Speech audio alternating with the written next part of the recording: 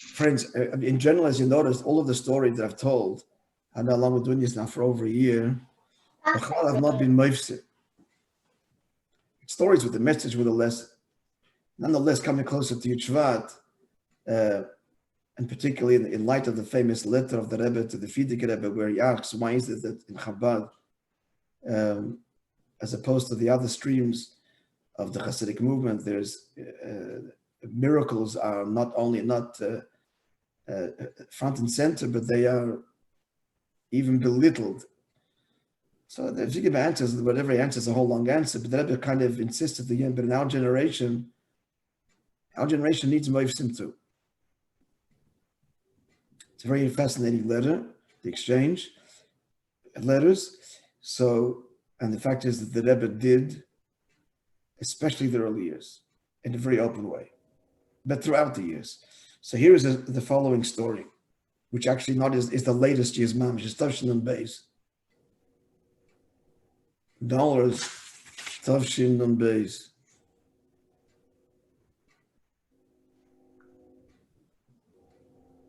Is mamish towards the end of dollar, the end of Tavshin and Beis, just before Chavzai Noda. The day before Chavzai Noda. So one of the last open Meifsim Begashmias. Well, did ever see it? The Meifsim continue, I should say. No question about it. Here's the story. So just the background, the introduction, the guy says he researched the story, all the players. So this is a fellow called Yosef Yitzchak Schreiber tells the story from his father, who is a Swiss Jew, who investigated the story. His father, he says, is known for this. And he's actually come to the conclusion that there are hundreds and thousands of Hasidic stories that are not accurate. And so he's this kind of stickler for accuracy. So this story is really precise. And that is, there was no name at this point, but a European Jew, I don't get his name at the end either, I don't think, grew up in a house where Yiddishkeit, level of Yiddishkeit was not high. His parents were Holocaust survivors. He was the only child that was born to them late in life, and they abandoned the observance. Anyway, this son traveled, whatever, and somehow he ended up in New York and heard about the Rebbe Sunday, the Rebbe giving dollars, and so he shows up.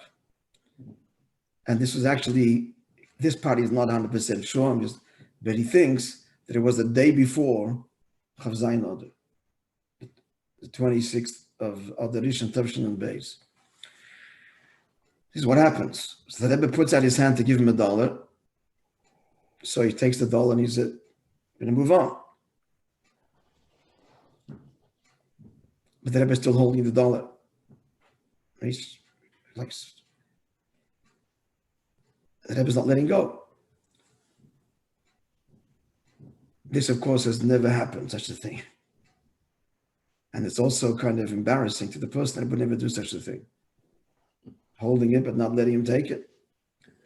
So he's walking away, but he comes back right to the Rebbe, close up, and the Rebbe indicates Rabbi Groner to move to the side, not to hear what he's going to say. The Rebbe then leans forward and says something inaudible to anybody else in the room to this person. Now, what he told him, we now know, and that is, are you circumcised? The fellow turns white, and says,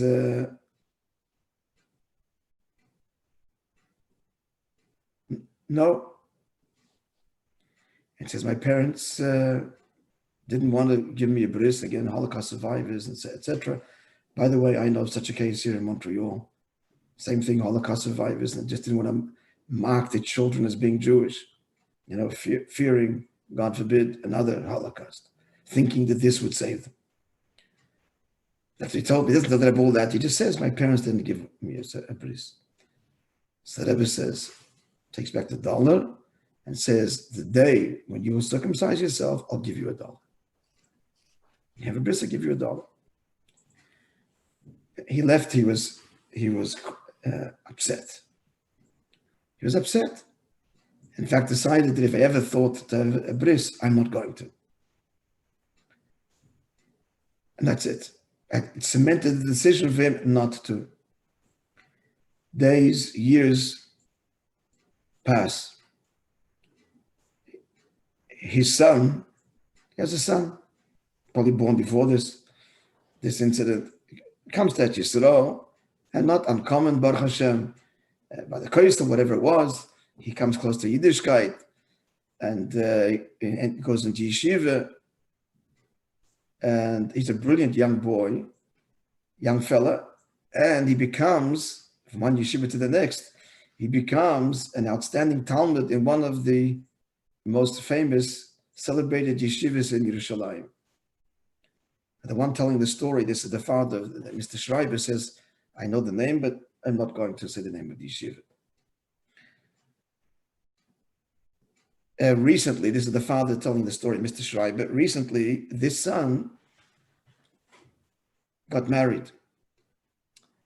And the marriage took place in Europe, and a big crowd came.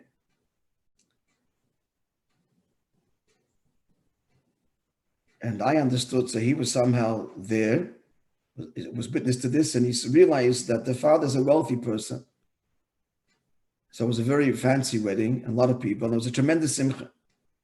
And especially since that people knew that this bocher was about tshuva and it became a big Talmud Chacham. So to make they add even more simcha, I guess they didn't have any, also probably didn't have, from family. So it was a very big simcha.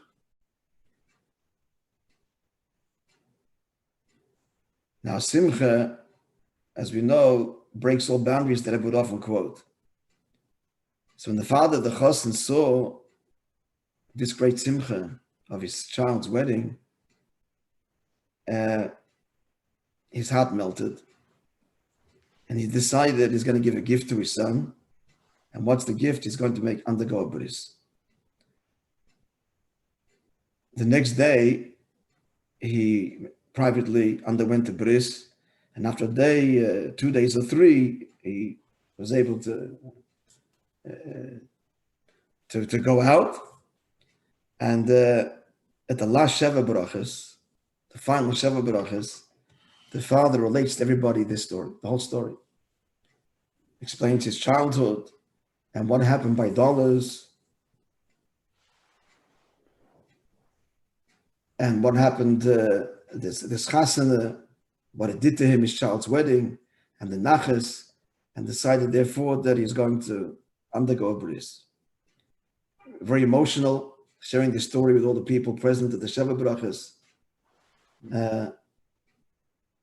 And for them, this was like the beautiful ending to the wedding, to the Sheva Brachas.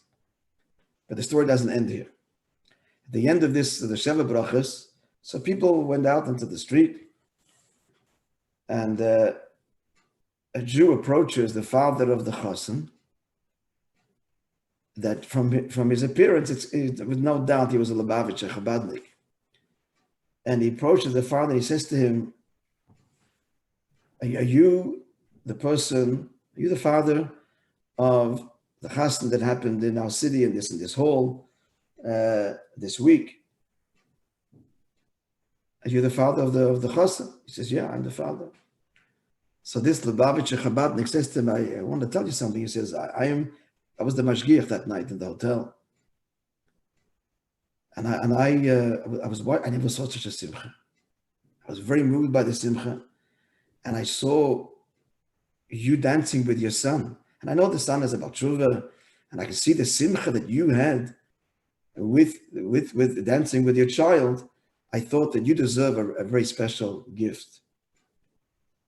And he says to the father, he's on the street there after the last Sheva Brachas, he says, I have a number of dollars at home that I merited to receive from the Rebbe, the Lubavitch Rebbe, and I'd like to give one to you as a gift.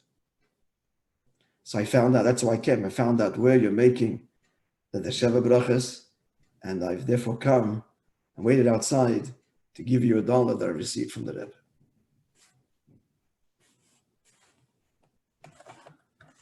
Have a wonderful day, friends. Yes, Shikoach, Rabbi. You should go from strength to strength. God bless you all. Amen. All of Yeah. us. Good Chodesh. Good Chodesh. A gebench. God bless you all. Good Chodesh.